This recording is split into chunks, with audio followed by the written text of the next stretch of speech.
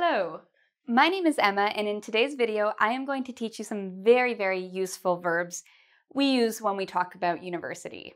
Okay, so if you're going to university, if you're taking the TOEFL test or the IELTS test, these words are very important because they're very common and we use them all the time.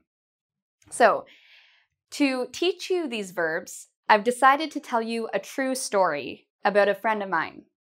My friend's name is Paul, and I'm going to tell you all about his university experience. While I tell you this story, it can help you if you imagine it in your head. Whenever you're learning new vocabulary, the more you can visualize or make a mental picture of the words you're learning, the easier it will be to remember them, okay? And if my friend Paul is watching this, I'm sorry, Paul, I'm telling some stories about you, maybe a little personal, so I apologize in advance. Okay, so let's get started about Paul's life and problems at university. All right, so the first verb I'm going to teach you is enroll. Enroll or sign up for. These mean the same thing, and it's where when you decide to go to university, you enroll in a class. Or you enroll in multiple classes. Paul enrolled in 4 classes. The class we're going to be focused on, though, is Psychology 100. Paul enrolls in Psychology 100. Okay? I could also say Paul signs up for Psychology 100. So this means he's decided to take Psychology 100. And he's told the university, so now he's in the class. He's enrolled. So Paul at first was a very good student. He studied very hard, okay? If you study hard, it means you hit the books. Hit the books means study hard. So after Paul enrolled in Psych 100, Paul hit the books. Every night he went, he opened his book and he studied. He hit the books. Then the professor, the prof, hands out the assignment. So this means the professor of Psych 100, he gave Paul an assignment. Here, Paul, I want you to write this essay. Okay, so the prof hands out an assignment. Okay, so the prof gives you work. So after the prof hands out the assignment, Paul is very stressed. He can't think about the assignment. He's too stressed out about it. So he ends up partying, he, has fun. And then the assignment comes due, which means he has to give the assignment in, imagine on a Thursday. The night before the assignment is due, Paul decides to pull an all-nighter. Pull an all-nighter means you stay up all night to finish something. So for Paul, he did not have his assignment ready. It was not completed. So in order to get it finished, Paul stayed up all night working on it. So at 3 a.m., Paul was working on his assignment. At 6 a.m., Paul was working on his assignment. Well, Paul finished his assignment because he pulled an all-nighter. So the next day he goes to class, and guess what he does? He has his assignment. He's very happy. He's finished. He hands in his assignment. So Paul gives his assignment to the professor. Paul hands in his assignment. We can also use the word paper. Paper is another word for essay. So in Psych 100, Paul had to write an essay. We can say Paul wrote a paper and he handed it in. So if we go back a couple steps, the professor hands out something. So the prof hands out, the student hands in. Okay. So what happens to Paul next? Well, Paul got a really good mark on his paper somehow. Paul got an A+, he's really happy, everything's going great. And then he starts thinking, instead of going to psych classes, instead of going to psychology classes, I have more fun going to, I think he used to go to the pub sometimes, like the bar, with his friends. So he started to skip class. Paul did not go to class. What he did was, instead of going to class, he cut class. or he skipped class, okay? So Paul cuts class, he skips class. This means he's not in class. He should be in class, but instead he's at the bar with his friends having fun, and the class is happening.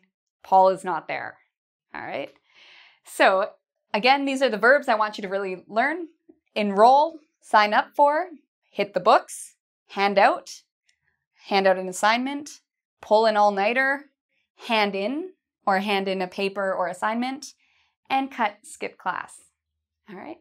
So now I am going to tell you about what happened to Paul because he started to cut class. So what happens next? The next verb I want to teach you, fall behind in. Fall behind, when you fall behind in something, it means that everybody is over here and you're behind. You can't get caught up. So for example, Paul, because he was partying, he was cutting class, he skipped class, he missed all these classes. So Paul had no idea what was happening in class. Every week he's supposed to read a certain amount. He didn't do any of his readings. So he fell behind. So there's too much work for him to do. Everybody is over here. Paul is behind, and he's trying to, he's behind everybody. So Paul falls behind in Psych 100. This is really bad at university. So what does Paul do when he falls behind? He thinks, oh no, I'm behind on my readings. I'm behind on my assignments. He starts to go to class and he starts to get advice. He starts to become a better student. He hits the books again. So because of his effort, a nice thing happens. He gets caught up. So if you fall behind, when you get back to where you should be, you get caught up. So imagine if I'm sick and I miss school for a day. When I get to school, I'll ask my friends, what did I miss? My friends will help me get caught up. So they'll tell me what I missed. So we are all at the same level.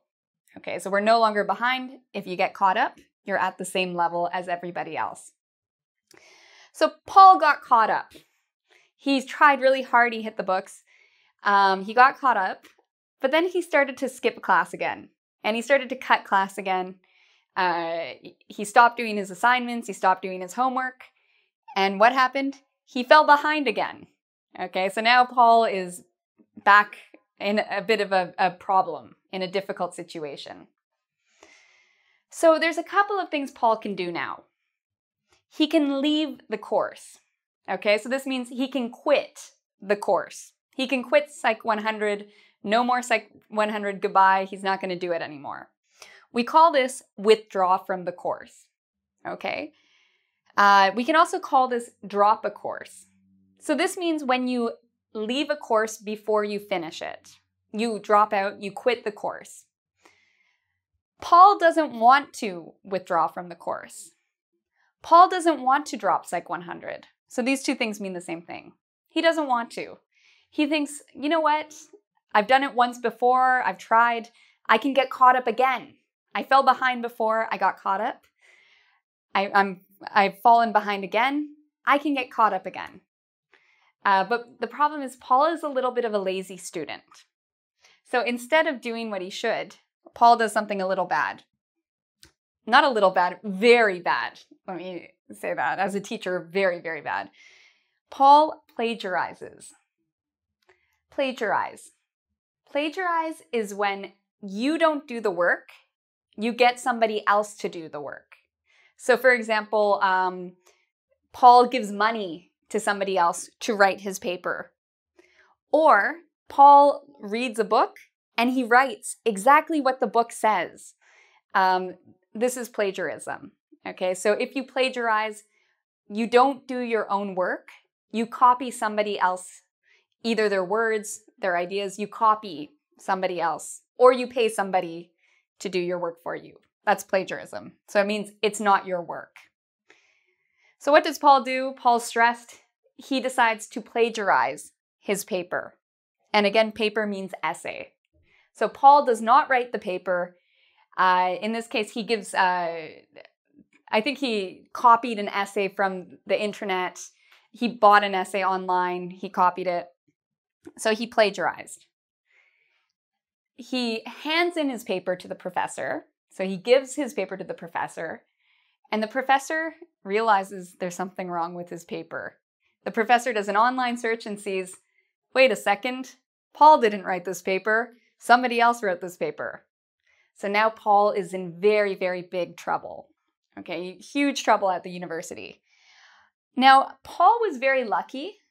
Luckily, the professor was a very nice professor and just gave Paul a 0. So Paul got a 0 on that paper. But what can happen if you plagiarize is you can be expelled or kicked out. So these have the same meaning, and it's where the university says, goodbye. We don't want you here. Leave. Okay? So if you're kicked out or expelled, you're going to be very, very sad. Okay? You can't go to university anymore. The university does not want you there. You've been kicked out. So luckily that didn't happen to Paul. But in our example, just so you can see the word, the university expels Paul. Okay, the university kicks Paul out. Okay, and then Paul looks like this. Actually, Paul became very successful. This was his first year, his freshman year. Afterwards, he learned how to be a good university student. He never plagiarized again. He fell behind a couple more times, but he always managed to get caught up. He hit the books, he studied real hard. And so Paul actually did really well, and now he has a really high-paying job. So good job, Paul. Very proud of you. So that's Paul's story about university. So I'm going to give you some homework. I want you to hit the books. I want you to use these words, and I want you to write about either your experience at university or maybe somebody you know. One of the best ways to learn words is actually to make a story up using them, because it helps you remember the words a lot better. Okay, so your homework, make a story using these words and the other verbs I've taught you about you or somebody you know. You can also come hit the books and come to our website where you can do a quiz where you can practice these words. I promise you don't have to pull an all-nighter to succeed at this quiz. So come by, you can practice the definitions, meanings of these words, and see some more examples of how we can use them. So I hope you visit us at www.engvid.com, and I will be seeing you later.